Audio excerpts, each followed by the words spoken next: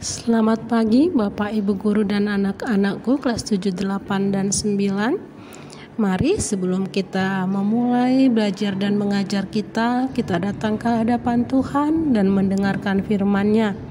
Mari kita sejenak mengambil saat teduh. Amin.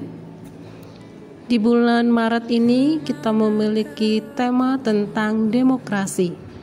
Dan pada pagi hari ini saya mengambil tema iman Kristen dan demokrasi.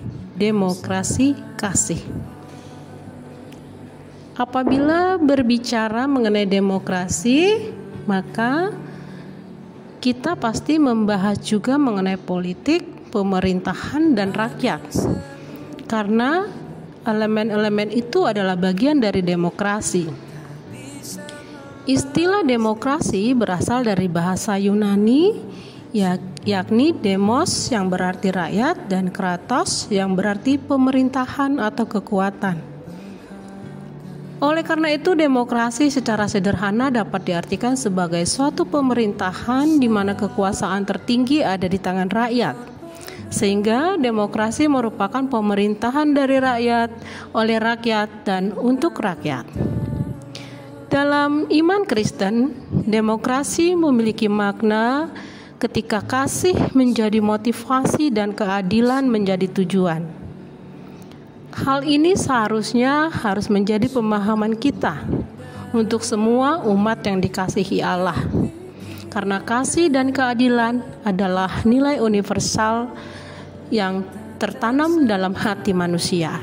Dengan demikian, demokrasi diukur pada sesuatu yang lebih tinggi, yaitu Tuhan. Bukan hanya pada dasar mayoritas-minoritas. Demokrasi sejati terjadi ketika semua orang, baik dari golongan mayoritas maupun minoritas, saling menghormati dan menghargai harkat, martabat, hak, serta menjalankan kewajiban masing-masing secara bertanggung jawab demi mewujudkan tatanan masyarakat yang dicita-citakan bersama, seperti yang tertuang di dalam Undang-Undang Dasar Negara Republik Indonesia. Bapak, Ibu, dan anak-anakku yang dikasihi Tuhan Yesus, tradisi Kristen menekankan bahwa setiap manusia memiliki martabat untuk menjadi seorang pelaku moral yang bebas. Kebebasan itu diungkapkan dalam bentuk keputusan dan tindakan pribadi yang memungkinkan kehidupan bersama dapat berlangsung. Maka, setiap anak-anak Tuhan wajib berperan aktif dalam kehidupan berdemokrasi. Hal ini dapat diwujudkan antara lain berperan aktif dalam menjadi anggota dalam partai politik, ikut pemilu, turut secara aktif mengambil keputusan dan mengatur kehidupan bersama. Atau mungkin di sekolah ikut berperan aktif dalam kepengurusan OSIS dan kegiatan yang lainnya, dan bentuk-bentuk kegiatan demokrasi yang lain. Dengan demikian, orang Kristen ikut mengontrol penggunaan kekuasaan dan ikut bertanggung jawab dalam menciptakan hidup yang lebih sejahtera di tengah masyarakat. Seperti dalam Galatia ayat 14, Galatia 5 ayat 14 ditulis sebagai berikut, sebab seluruh hukum Taurat tercakup dalam satu firman ini, yaitu kasihilah sesamamu manusia seperti dirimu sendiri. Ada beberapa bentuk pemerintahan di dunia ini. Monarki, sebuah bentuk pemerintahan di bawah pimpinan satu orang. Oligarki, pemerintahan yang dipegang oleh beberapa orang saja. Aristokrasi, pemerintahan yang dipegang oleh orang-orang terbaik di negeri tersebut. Plutokrasi, pemerintahan yang dipimpin oleh sekelompok orang kaya. Dan demokrasi, yakni pemerintahan dari rakyat, oleh rakyat, dan untuk rakyat.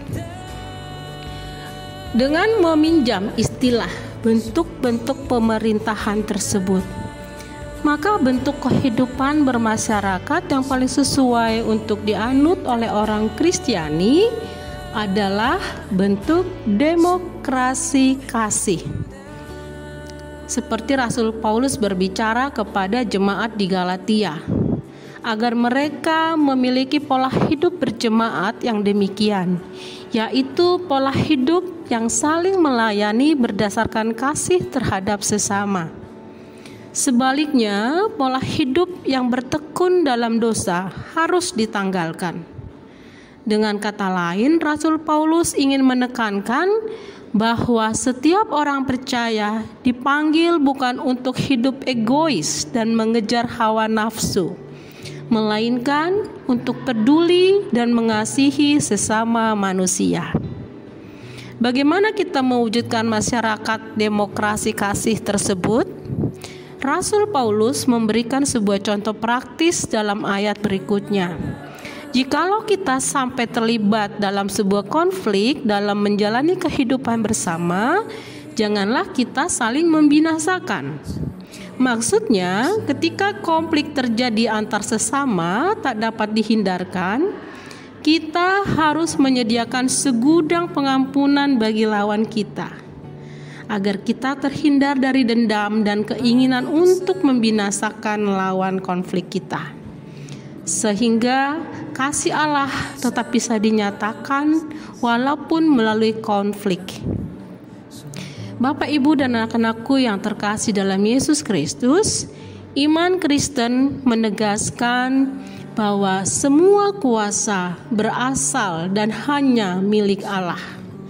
Kuasa adalah pemberian Allah yang harus dipertanggungjawabkan dalam pelayanan masyarakat, sehingga semua kita harus menegakkan keadilan, menyatakan kebenaran, menghormati kebebasan, sehingga kita menjadi orang-orang yang bertanggung jawab, memperjuangkan kesejahteraan dan mempraktekkan kasih kepada semua orang. Mari kita berdoa. Terima kasih Allah Bapa dalam surga yang berdaulat penuh atas kehidupan kami. Ajarlah kami memahami bahwa semua kuasa berasal dari Engkau dan hanya milik-Mu. Ajarlah kami untuk dapat mempertanggungjawabkan kuasa yang Tuhan beri, sehingga kami dapat menegakkan keadilan, menyatakan kebenaran, menghormati kebebasan yang bertanggung jawab, memperjuangkan kesejahteraan, dan mempraktekkan kasih kepada semua orang di dalam kehidupan kami. Amin. Selamat pagi, selamat belajar. Tetap jaga kesehatan dengan melakukan prokes dengan baik. Tuhan Yesus memberkati.